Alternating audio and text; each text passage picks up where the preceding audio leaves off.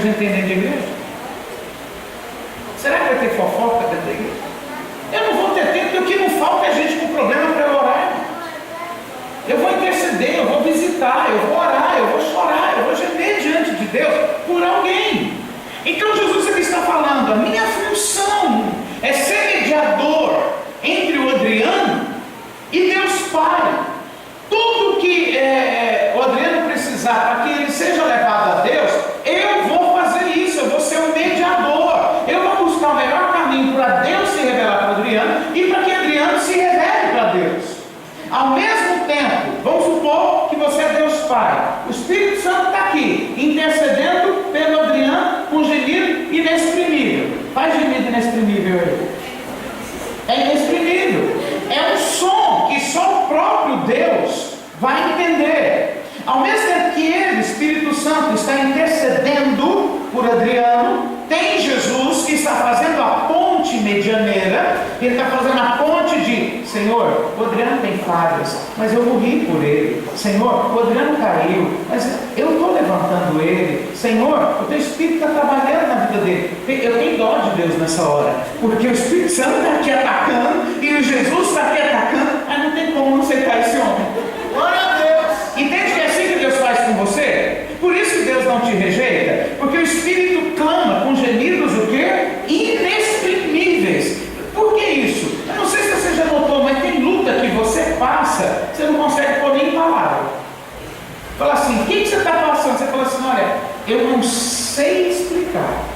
É algo que dói, é algo que está na minha alma. Eu não acho palavra para definir. O Espírito Santo sabe o que é isso e ele vai diante de Deus. E ele vai interceder exatamente por aquilo que você está colocando diante dele. Ele sabe a palavra, ele entende, Deus entende o gemido do Espírito. E uma coisa que nós precisamos entender: qual o nome de Deus? Pai. Do Filho. Como é que a Bíblia chama Deus no Velho Testamento? Começa com C e termina com Senhor. Muito bem, graças a Deus por isso. Na Êxodo 3 fala que ele é Senhor, não é isso? Qual o nome do Filho? E qual o nome da terceira pessoa da Trindade? Preste atenção, o Espírito Santo não é nome, é atributo, é qualidade, é um Espírito que é santo. Paulo fala que o nome dele é Cristo. Qual o nome do Pai? Do Filho e do Espírito. Qual o nome de Deus Trino? Senhor, Jesus e Cristo. Três num só. Glória a Deus. Esse é o segredo da Trindade. Não é que são três pessoas, são três revelações de quem ele é. Não tem mistério nisso. O que é interessante é que ele está falando, ele é Senhor porque ele é absoluto. Ele é Jesus porque Jeová é a salvação, que é o que Jesus significa. E ele é Cristo porque ele que unge. É ele que capacita, é ele o Messias. Então, quando agora esse Espírito, você está entendendo? Então, quando na verdade, isso vai dar um nó na cabeça de vocês, mas eu acho bom. Quando o Pai está recebendo a oração do Espírito e do Filho, na verdade, é um só. Lembra que Jesus em João 17, ele não está orando para o Pai, mas na verdade ele está em carne, mas é o próprio Deus. Quem é que está levando a oração dele? O Espírito. Na verdade é a Trindade se revelando. Eu oro, desde você na vida do Espírito. Amém. Então eu e Ivan oro, o Espírito pega essa oração em nome de quem? Jesus e leva para quem? A mesma coisa. Aí vamos lá. Quem é que tem que interceder pelo mundo? Quem é que intercede por você? Quem é intercessor? E quem é o mediador? Agora olha lá, Deus está aqui. O Espírito Santo está fazendo o quê? Intercedendo por quem? Por nós.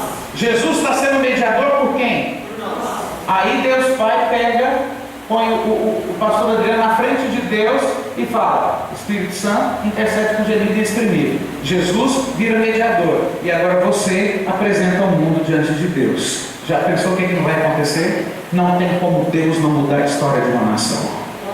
É quando a gente descobre o poder da oração intercessória. Um exemplo, eu não sei como é que é aqui, mas como é que deve ser o culto de oração de vocês? Deve ser um bando de gato pingado.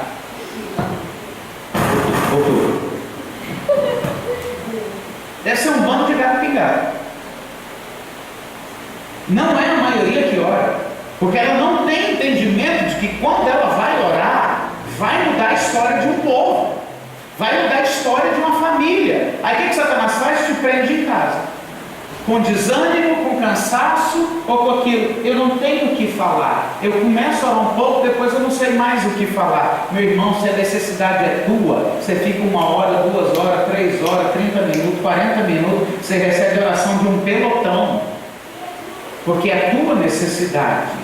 Mas quando eu me identifico com a necessidade do meu irmão, eu vou orar tanto como eu oraria por mim mesmo. Aí a igreja rompe. Aí não tem como. Por quê? Porque Deus passa a se relacionar com o homem. E aí, o que está no coração de Deus vem para o teu, e o que está no seu coração vai para o coração de Deus. Eu olho para a Bia e falo assim: vale nada. Isso aqui não quer nada com nada. Toda soberbinha, metida, arrogante. Olha aqui. Nossa, não suporta essa mulher. Aí eu dobro o joelho e vou orar. Senhor, toma a Bia nas tuas mãos. Guarda a tua filha. Revela a tua glória. Passa para o meu coração, o que está no coração dela, o que ela está enfrentando, o que ela está sentindo. Começa a vir para o meu coração. Eu começo a entender quem é a Bia. Não condeno mais. Começo a exercer misericórdia.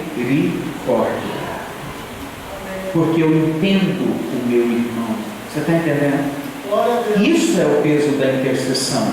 É quando eu consigo me identificar com a dor do outro. Mas não é mais fácil eu condenar, não é mais fácil eu falar: fulano não quer nada, não quer saber de nada. Ora e pede para Deus trazer o que está dentro dele para você. Aí, você vai saber se ele realmente não quer nada ou se ele realmente quer alguma coisa. E aí, se a pessoa não quiser nada, o Espírito Santo não vai te deixar enganado. Você está entendendo? Você não cai em armadilha. Você vai olhar a pessoa, ela vai vir na fachada da coisa mais espiritual do mundo. Aí você fala: não tem como. É de Deus. Aí você vai orar e